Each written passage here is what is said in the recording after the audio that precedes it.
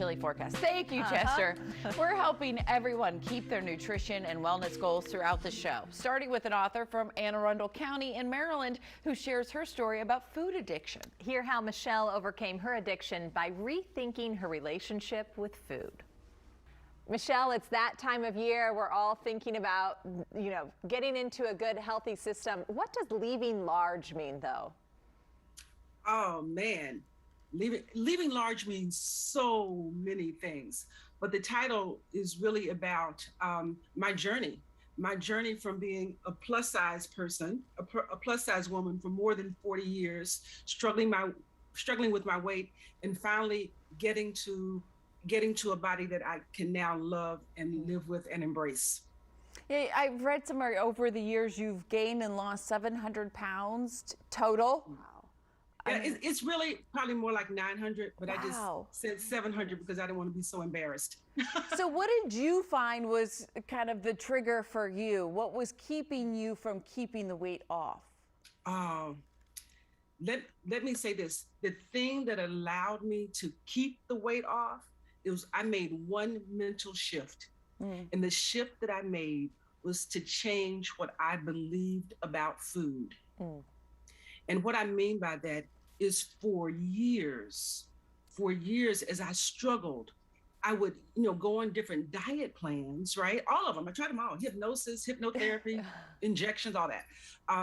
But I would go on these plans, but I would never change my feelings or my thoughts about what food actually meant. And on this last leg of my journey, I found it. I went to the dictionary. I looked up the dictionary. I went to the dictionary and looked up the meaning. And when it clicked in my head that the purpose of food was just nourishment and nutrition, and that was the only purpose, everything else fell into line. Then I could stop eating. Then I learned to stop eating for reasons that didn't have anything to do with nutrition, nourishment, or hunger. I think we always tie food, Michelle, to like happy events right. or memories, like we just passed the holidays, right? Exactly. Yes. Why do you think we use food in that way? So, leaving large is a compilation of stories, what I call food stories. And for me, it was understanding that my beliefs about food and why I ate certain foods and felt and consumed certain foods in certain ways had everything to do with the experiences and the events and the memories that I had around a certain food. Those things, my food story, drove how I reacted to a certain food. And I want to tell you this really quick story. It's at the very beginning of the book, and it was when the light bulb went on for me in my head. And the short version of it is, I asked my uncle why he didn't eat watermelon. And he told me that when he was a kid, he stole a watermelon.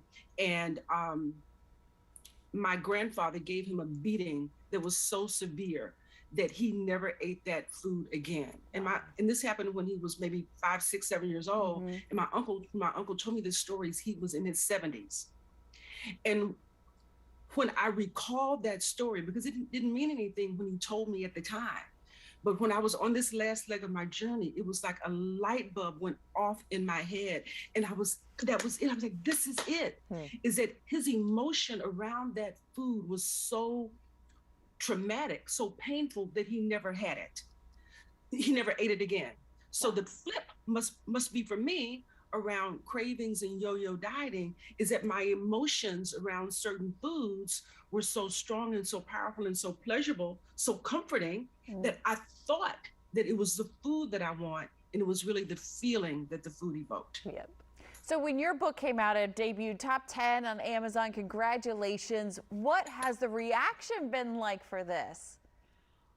So the reaction, I got to tell you, it warms my heart, right? It warms my heart when people read my stories and they identify with them. Or I get emails, I get messages all the time on Facebook, or they find me and they say, I was a yo-yo dieter. You heard me. Your stories mean so much to me. I was struggling with this same thing. And like the biggest validation actually came when someone bought the book, they downloaded, I did a 99-cent promotion. They downloaded the ebook, then they bought the hardback. And then she reached out to me and bought 25, Oh, wow. count them, 25 copies for her friends. And that has happened over and over again. Not the 25, but people buying them for their sister, buying them for their friends, buying it in love, because they really get how transformational coming up against your stories and rewriting them, because we can be. Absolutely. Michelle, as you were telling your story, I think someone at home needed to just hear it put that way, and hopefully it clicks for them. So thank you for joining us today and sharing your story with us. Thank you so much for having me. She's incredible. This is the book cover here in the screen, Leaving Large, the stories of a food addict. I mean, just think about that mindset shift and how much of a difference that can make. Yes, what we can tie different emotions to food and how much it will help.